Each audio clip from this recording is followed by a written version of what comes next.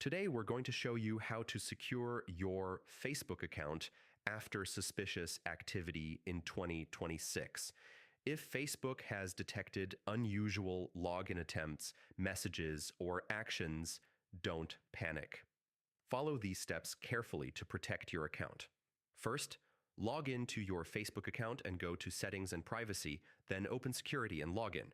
Check the section called Where You're Logged In. If you see any unknown device or location, log it out immediately.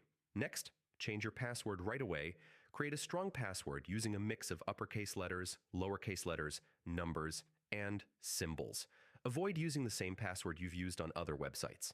Now, turn on two-factor authentication.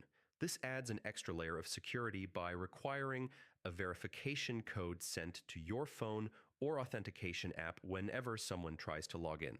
After that, review your recent activity. Check posts, messages, and ads to make sure nothing suspicious was done without your permission.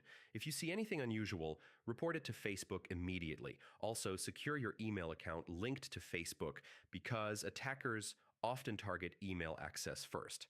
Update your email password and enable two-factor authentication there as well.